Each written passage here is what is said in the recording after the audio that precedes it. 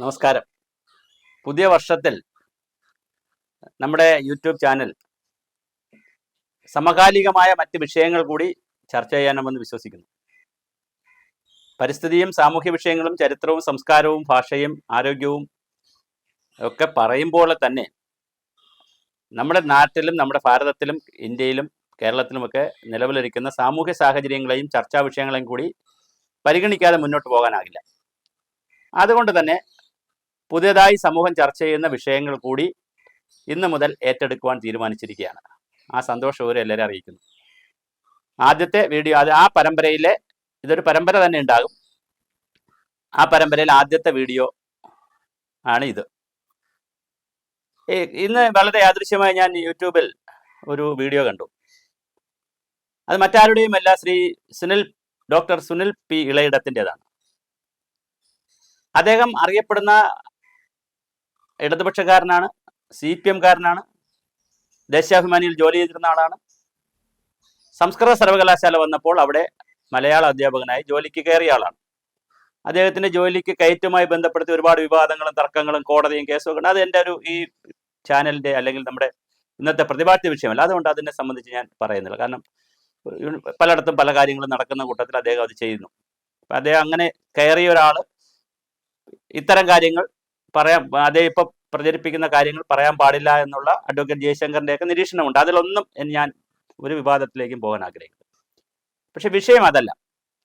സംസ്കൃത സർവകലാശാല തുടങ്ങിയത് കേരളത്തിൽ സംസ്കൃതത്തിലുള്ള കാര്യങ്ങൾ, അത് പഴയ കാലങ്ങളിലുള്ള സംസ്കൃതത്തിലുള്ള ഏത് കാര്യമാവട്ടെ, അത് മലയാളികൾക്ക് നന്നായി മനസ്സിലാക്കുന്നതിന് വേണ്ടി വിവിധ രൂപത്തിൽ മലയാളത്തിലേക്കും മറ്റ് ഭാഷകളിലേക്ക് കൊണ്ടുപോകാനുള്ള സംസ്കൃതത്തിൻ്റെ മാഹാത്മ്യം പൊതുസമൂഹത്തിന് മനസ്സിലാക്കി കൊടുക്കുക എന്നുള്ള ലക്ഷ്യത്തോടെയാണ് സംസ്കൃത സർവകലാശാല തുടങ്ങിയത്. നിർഭാഗ്യവശാൽ സുനിൽ പി ഇളയിടം പോലുള്ള ആളുകളിൽ നിന്ന് അത്തരം ഒരു പ്രവർത്തനങ്ങൾ ഉണ്ടാകുന്നില്ല എന്നുള്ളത് വളരെ പ്രധാനപ്പെട്ട ഒരു കാര്യമാണ്.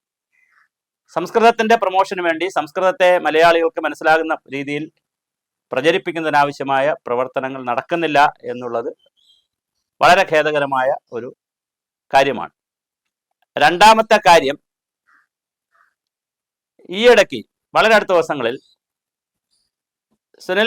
ഡോക്ടർ സുനിൽ പി ഇളയിടം ശബരിമലയിലെ കൊടിമരം വെച്ചതും അവിടെ 18-ാം പടിയിൽ സ്വർണം പൂശിയതും തുടങ്ങി ശബരിമലയിൽ നടന്നിട്ടുള്ള നവീകരണ പ്രവർത്തനങ്ങൾ, പുനരുദ്ധാരണ പ്രവർത്തനങ്ങൾ, പുനർജീവന പ്രവർത്തനങ്ങൾ, അങ്ങനെ ഓരോ ക്ഷേത്രത്തിലും, ശബരിമല ഉദാഹരണമാണ് പ്രധാനമായി അദ്ദേഹം പറയുന്നത്.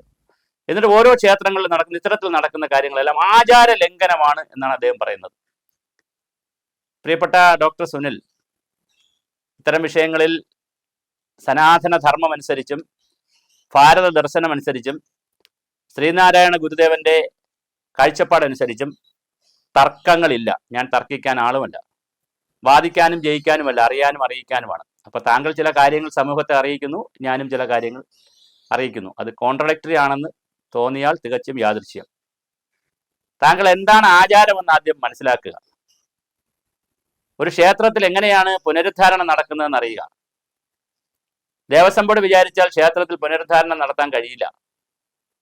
ദേവസ്വം ബോർഡിന്റെ അമ്പലങ്ങളിൽ പുനരുദ്ധാരണം നടത്തണമെങ്കിൽ അവിടെ തന്ത്രമുഖ്യന്മാരും ആചാര്യന്മാരും പോറ്റുമാരും ജ്യോതിഷികളും അങ്ങനെ ഒരുപാട് ആളുകൾ, അവിടുത്തെ പൂജാതി കർമ്മങ്ങളുമായി ബന്ധപ്പെട്ടിട്ടുള്ള ആളുകളുടെ നേതൃത്വത്തിൽ നടക്കുന്ന പ്രശ്നം വയ്ക്കലും കാര്യങ്ങൾ മനസ്സിലാക്കലും ദേവപ്രീതി എന്താണെന്ന് അറിയലും ദേവന്റെയും ദേവിയുടെയും ഇഷ്ടം എന്താണെന്ന് മനസ്സിലാക്കിക്കൊണ്ടുള്ള ദേവപ്രശ്നമൊക്കെ വച്ചിട്ടാണ് ഓരോ അമ്പലങ്ങളിലും കാര്യങ്ങളെ മാറ്റുന്നത്. രാവിലെ എഴുന്നേറ്റ് ശബരിമലയിലോട്ട് പോയി 18-ാം പടി കംപ്ലീറ്റ് ആരും കയറി ഒരു മേശിരി വന്ന് സ്വർണം പൂശിയതല്ല.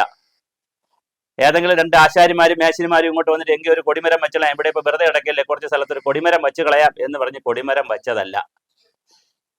ഒരു ക്ഷേത്രത്തിലും അങ്ങനല്ല ചെയ്യുന്നത്. പടിഞ്ഞാറോട്ട് ദർശനമുള്ള വിഗ്രഹത്തെ കിഴക്കോട്ട് ദർശനമുള്ള ക്ഷേത്രമാക്കി മാറ്റിയിട്ടുണ്ട്. ചെറിയ ക്ഷേത്രമായിരുന്ന സ്ഥലത്ത് വലിയ ക്ഷേത്രം പറഞ്ഞിട്ടുണ്ട്. ഓരോ ക്ഷേത്രങ്ങളിലും ഒരുപാട് പ്രധാന ദേവതകളെ അല്ലെങ്കിൽ ദേവതകളെയോ ദേവി ദേവനെയോ പോലെ തന്നെ ഉപദേവതകൾ ഒരുപാട് കാലാകാലങ്ങളിൽ വയ്ക്കാറുണ്ട്.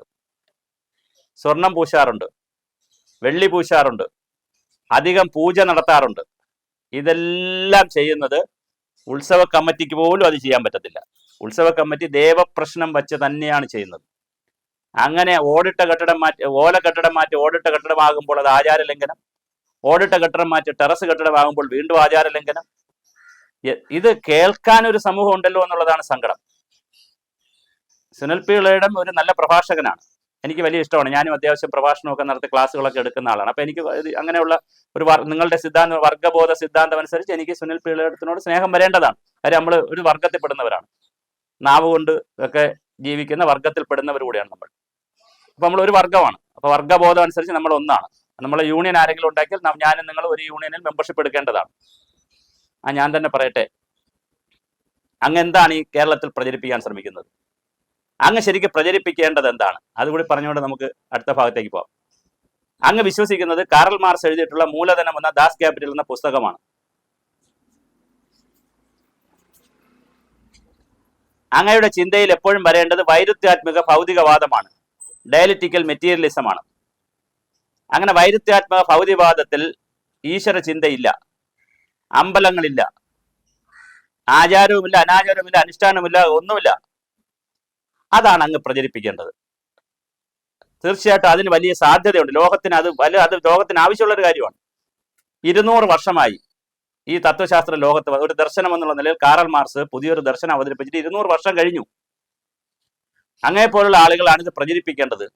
പക്ഷെ അങ്ങേപ്പോലുള്ള ആളുകൾ രാവിലെ എണീറ്റ് മഹാഭാരതത്തിൽ എന്ത് പറയുന്നു, രാമായണത്തിൽ എന്ത് പറയുന്നു, അയ്യപ്പൻ എങ്ങോട്ട് നോക്കിയിരിക്കുന്നു, ഗണപതി എങ്ങോട്ട് തിരിഞ്ഞിരിക്കുന്നു, ഗണപതി അങ്ങനെ ഇരിക്കുന്നത് ശരിയാണോ, അവിടെ പോറ്റി എന്ത് ഉപയോഗിക്കുന്നു, തമ്പൂരി എന്ത് ഉപയോഗിക്കുന്നു, അവിടെ ബ്രാഹ്മണൻ എന്താണ് ഉപയോഗിക്കുന്നത്, അവരെന്ത് വസ്ത്രമാണ് ധരിക്കുന്നത്, ഇത് അന്വേഷിച്ച് പോയി നിങ്ങളുടെ പ്രധാന ജോലി നിങ്ങൾ വിട്ടുപോകുന്നു. പ്രധാന ജോലി ഒന്ന് സംസ്കൃതം ആളുകൾക്ക് മലയാള ഭാഷയിൽ സംസ്കൃതം പ്രചരിപ്പിക്കുക എന്നുള്ളതാണ്. അത് അങ്ങ് ഭംഗിയായി ചെയ്യേണ്ടതാണ് ശമ്പളത്തിന് വേണ്ടി. അത് നടക്കുന്നില്ല. കൂടുതൽ ദിവസം അങ്ങ് ലീവാണെന്നാണ് യൂണിവേഴ്സിറ്റിയിൽ നിന്ന് വിവരാവകാശം എടുത്തിട്ടുള്ളവരൊക്കെ സോഷ്യൽ മീഡിയയിൽ ഇട്ടിട്ടുള്ളത്. അപ്പൊ അത് നടക്കുന്നില്ല, അത് പോട്ടെ. രണ്ടാമത് അങ്ങ് വ്യാപകമായി പ്രസംഗിക്കുന്നുണ്ട്. പ്രഭാഷണം, അത് അറിയപ്പെടുന്ന പ്രഭാഷകനാണ് അങ്ങ്. പക്ഷെ അങ്ങ് പ്രഭാഷണം നടത്തുന്ന മുഴുവൻ എന്താണ്? ഈ കുഴപ്പങ്ങൾ ഉണ്ടെന്നുള്ള കാര്യങ്ങൾ കണ്ടുപിടിച്ച് ആ കുഴപ്പങ്ങളുടെ പിറകെയാണ് താങ്കൾ പോകുന്നത്. ദയവായി താങ്കൾ അങ്ങനെ പോകരുത്. താങ്കൾ ചെയ്യേണ്ടത് മാർക്സിസത്തിന്റെ തത്വശാസ്ത്രങ്ങൾ. ആരും അമ്പലത്തിൽ പോരെന്നാണ് പറയേണ്ടത്. ശബരിമല എന്ന് ഒരാളും പോകരുത്. എന്തിന് ശബരിമല പോകണം? അവിടെ ദൈവമൊന്നുമല്ല ഇരിക്കുന്നത്. ഒരു അമ്പലത്തിലും ആരും പോകരുത്. അവിടെ വിഗ്രഹമൊന്നുമില്ല, അവിടെ ക്ഷേത്രമൊന്നുമില്ല, അത് വെറും കല്ലാണ്. ആരും അങ്ങോട്ട് പോകരുത് എന്നുള്ള തത്വശാസ്ത്രം, എന്നുള്ള ദർശനം, ഭൗതികവാദം, ശാസ്ത്രവാദങ്ങൾ സമൂഹത്തിന് പറഞ്ഞു കൊടുക്കുക എന്നുള്ളതല്ലേ സുനിൽ പി ഇളയിടം താങ്കളെപ്പോലെയുള്ള ആളിന്റെ ഒരു കടമ, ഒരു ഉത്തരവാദിത്വം? അതല്ലേ? അതാണ് താങ്കൾ ചെയ്യേണ്ടത്. താങ്കൾക്ക് ആചാരം എന്താണെന്ന് അറിയില്ല, ആചാര ലംഘനം എന്താണെന്നും അറിയില്ല. അറിയാതെയാണ് താങ്കൾ വർത്തമാനം, അല്ലെങ്കിൽ അറിഞ്ഞുകൊണ്ട് താങ്കൾ സമൂഹത്തെ തെറ്റിദ്ധരിപ്പിക്കുന്നു. ഒരു ക്ഷേത്രത്തിൽ അല്ലെങ്കിൽ അമ്പലത്തിൽ അല്ലെങ്കിൽ ദേവാലയത്തിൽ പരിഷ്കാരങ്ങൾ നടക്കുന്നത് എങ്ങനെയാണെന്ന് താങ്കൾക്ക് അറിയാഞ്ഞിട്ടാണോ? അവിടെ കൊണ്ടുവരുന്ന മാറ്റങ്ങൾ എങ്ങനെയാണെന്ന് താങ്കൾക്ക് അറിയാഞ്ഞിട്ടാണോ? ആ മാറ്റങ്ങൾക്ക് ആരാണ് മുൻകൈ എടുക്കുന്നത്, ആരാണ് പ്രശ്നം വെച്ചും ദേവപ്രശ്നം വെച്ചും ആരാണ് പറയുന്നത്, അല്ലെ ആർക്കൊക്കെയാണ് അത് പറയുന്നതെന്ന് താങ്കൾക്കറിയില്ലേ? നമ്മൾ അസുഖം വന്നാൽ ഡോക്ടറെ കാണാൻ പോവും, കേസ് വന്നാൽ വക്കീലിനെ കാണാൻ പോവും, കൃഷി ചെയ്യാൻ കൃഷിക്കാരെ വിളിക്കും, തെങ്ങ് കയറാൻ തെങ്ങ് കയറ്റം അറിയാവുന്നവരെ വിളിക്കും, പഠിക്കാൻ വേണ്ടി കോളേജിൽ പോകും, സ്കൂളിൽ അധ്യാപകരെ മുന്നിൽ പോയിരുന്ന് പഠിക്കാനിരിക്കും. പക്ഷെ ക്ഷേത്ര വിഷയങ്ങൾ പറയാൻ എല്ലാവരും കയറി അഭിപ്രായം പറയും. ക്ഷേത്ര വിഷയങ്ങളിൽ ആചാരവും അതിൻ്റെ ഒരു ദർശന ഒരു സംവിധാനം ഉണ്ടെന്നേ. ബാക്കി എല്ലാ കാര്യങ്ങളിലും സ്പെഷ്യലൈസേഷൻ വേണം. ഇതിൽ നമുക്ക് എല്ലാവർക്കും അഭിപ്രായം പറയണം. അതെങ്ങനെയാ ശരിയാവുന്നേ? ഇത് വഴിയിൽ കെട്ടിയ ചെണ്ടയാണോ ക്ഷേത്രം? എല്ലാവർക്കും കൊട്ടിയിട്ട് പോകാൻ അല്ലല്ലോ. അതൊരു സ്വകാര്യ ഇടമാണ്. ദേവനും ദേവയൊക്കെ സ്വകാര്യ ഒരു പൊതു സ്വത്തൊന്നുമല്ല. അവിടെ ഇഷ്ടമുള്ളവർ പോയി ദർശനം നടത്തുക, ഇഷ്ടമില്ലാത്തവർ പോകണ്ട, ഇഷ്ടമില്ലാത്തവർ അകത്ത് കയറണ്ട, ഇഷ്ടമില്ലാത്തവർ പുറത്ത് നിന്നാൽ മതി. അങ്ങനെയൊക്കെയുള്ളൊരു സ്ഥലമാണത്. ആർക്കും ഇപ്പം അത് നിഷേധിച്ചിട്ടില്ലല്ലോ. ജാതിപരമായി, വർണ്ണപരമായി, വിവേചനപരമായി ഇപ്പൊ ആർക്കും ഒന്നും നിഷേധിച്ചിട്ടില്ല. എല്ലാവർക്കും എവിടെ ഏത് അമ്പലത്തിലും പോകാം, എവിടെ ക്ഷേത്രത്തിൽ. ആ കാലമൊക്കെ കഴിഞ്ഞല്ലോ. ഇനി പണ്ട് അങ്ങനെ ഉണ്ടായിരുന്നു, അതുകൊണ്ട് ഇപ്പൊ ഇങ്ങനെയാണെന്നൊക്കെ പറഞ്ഞ് അന്തരീക്ഷത്തിലും സമൂഹത്തിലും വലിയ കലുഷിതമായ അന്തരീക്ഷം ഉണ്ടാക്കുന്നത് എങ്ങനെ? ക്ഷേത്രത്തിൽ എന്തെങ്കിലും മാറ്റം വരുത്തിയാൽ, അവിടെ പെയിന്റ് അടിച്ചാൽ അത് ആചാര ലംഘനമാണ്. അവിടെ തറയോടിട്ടാൽ, ഫ്ലോർ എന്ന് വൃത്തിയാക്കിയാൽ, അവിടെ പൈപ്പ് സിസ്റ്റം വെച്ചാൽ, അവിടെ ആളുകൾക്ക് ഒരു ക്യൂ സിസ്റ്റം വെച്ചാൽ അത് ആചാര ലംഘനമാണ്. അങ്ങനെ ആചാരങ്ങൾ ലംഘിച്ച് ഞാനാണ് മുമ്പോട്ട് പോകുന്നത്. എന്ത് അബദ്ധ ജഡിലമായ കാര്യമാണ് താങ്കൾ വന്ന് ഇത്രയും വലിയ സദസ്സുകളിൽ പറയുന്നു. അത് കേൾക്കാൻ കുറെ ആളുകൾ ഇരിക്കുന്നു, അവർ കൈയടിക്കുന്നു, അത് ഉടനെ യൂട്യൂബിൽ വരുന്നു, അത് കണ്ട് ഹർഷപുളകിതരാവുകയാണ് നമ്മുടെ സമൂഹം. സോറി, അങ്ങ് ദയവായി സംസ്കൃതം പഠിപ്പിക്കുക, നന്നായി സംസ്കൃതം മലയാളത്തിലേക്ക് കൊണ്ടുവരിക. രണ്ടാമത് ഈ കാര്യം ചെയ്യുക. ശബരിമലയിൽ ഉൾപ്പെടെ എങ്ങനെയാണ് ഓരോ നവീകരണ പ്രവർത്തനങ്ങളും പുനരുദ്ധാരണ പ്രവർത്തനങ്ങളും നടക്കുന്നതെന്നും അതെങ്ങനെയാണ് അതിന്റെ പ്രോസസ്സ് എന്താണെന്നും ഇപ്പൊ നിലവിലിരിക്കുന്ന ആ പ്രോസസ്സ് പ്രക്രിയയിൽ എന്തെങ്കിലും മാറ്റം വരുത്തണോ എന്നുള്ള കാര്യങ്ങളൊക്കെ അങ്ങൊന്ന് പഠിക്കുകയും അങ്ങനെ അഭിപ്രായം പറഞ്ഞാൽ നന്നായിരിക്കും. അല്ലെങ്കിൽ ഏത് പൊട്ടത്തരം പറഞ്ഞാലും കേൾക്കാൻ കുറച്ച് ആളുകളുണ്ടാവും, ഒരു സമൂഹം ഉണ്ടാവും. അവർ വന്നിരിക്കും, കൈയടിക്കും, കേൾക്കും, കൊള്ളാം മച്ചമ്പി എന്ന് പറയും, പോകും. പക്ഷേ ഒരു മഹാഭൂരിപക്ഷം ഇവിടെയുണ്ട്. ഇതൊക്കെ നിശബ്ദമായി വാച്ച് ചെയ്യുന്ന, കേൾക്കുന്ന, കാണുന്ന ഒരു മഹാഭൂരിപക്ഷം ഇവിടെ ഉണ്ട്. അവരുടെ മുന്നിൽ താങ്കളെ പോലുള്ളവർ അപഹാസ്യതരാകും. ഇപ്പൊ താങ്കൾ ഡോക്ടറേറ്റ് ഉള്ള ആളാണ്, മിടുക്കനാണ്, നല്ല പ്രഭാഷകനാണ്, ഒരുപാട് സാഹിത്യ വാക്കുകൾ അറിയാം, എല്ലാം അറിയാം. അത് താങ്കൾ പ്രയോജനപ്പെടുത്തേണ്ടത് നന്മയുള്ളൊരു സമൂഹത്തെ സൃഷ്ടിക്കുന്നതിന് വേണ്ടിയിട്ടാണ്. നന്മയുള്ള സമൂഹം, താങ്കളുടെ നന്മയുള്ള സമൂഹം വൈരുദ്ധ്യാത്മക ഭൗതികവാദത്തിൽ, മാർക്സിസത്തിൽ ഊന്നിയ, മാർക്സിയൻ കാഴ്ചപ്പാടിൽ ഊന്നിയ ഒരു സമൂഹമാണെങ്കിൽ തീർച്ചയായിട്ടും അത് അങ്ങ് പ്രചരിപ്പിക്കണം, അതങ്ങ് പറയണം, ആളുകളെ വിളിച്ചുകൂട്ടിയിരുത്ത് അതാണ് അങ്ങ് പറയേണ്ടത്. എന്താണ് കാറൽ മാർക്സ് ദൈവത്തെക്കുറിച്ച് പറഞ്ഞത്, എന്താണ് ഏംഗൽസ് പറഞ്ഞത്, സ്റ്റാലിൻ പറഞ്ഞത് എന്താണ്, ലെനിൻ പറഞ്ഞത് എന്താണ്, ദൈവം എന്ന് പറഞ്ഞാൽ ഉണ്ടോ ഇല്ലയോ, അത്തരം കാര്യം, അതിന്റെ ശാസ്ത്ര കാര്യങ്ങൾ, അത്തരം കാര്യങ്ങളെ പറഞ്ഞുകൊണ്ട് ഈ ആരും അമ്പലത്തിൽ പോകരുത്, നിങ്ങൾ അമ്പലത്തിന് നിഷേധിക്കണം, ആരാധനയൊന്നും ആവശ്യമില്ല, നമുക്ക് ആവശ്യം ഭൗതിക കാര്യങ്ങളാണ്, ശാസ്ത്രീയ കാര്യങ്ങളാണെന്നൊക്കെ അങ്ങ് പറയണം. അത് പറയുന്നതിന് പകരം ശബരിമലയിൽ കൊടിമരം വയ്ക്കുന്നതും അവിടെ സ്വർണം പൂശുന്നതും ഒക്കെ ആചാര ലംഘനമാണ്, അങ്ങനെയാണ് ആചാരം ലംഘിച്ച് പോണത് എന്ന് പുനരുദ്ധാരണ പ്രവർത്തനങ്ങളെയും നവീകരണ പ്രവർത്തനങ്ങളെയും ഒക്കെ, അല്ലെങ്കിൽ ഒരു ക്ഷേത്രത്തിൽ നടക്കുന്ന അഡീഷണലായി ചെയ്യുന്ന കാര്യങ്ങളൊക്കെ ആചാര ലംഘനമാണ് എന്ന് പറഞ്ഞു പോകുന്ന അങ്ങേക്ക് നമോവാഹം, നല്ല നമസ്കാരം.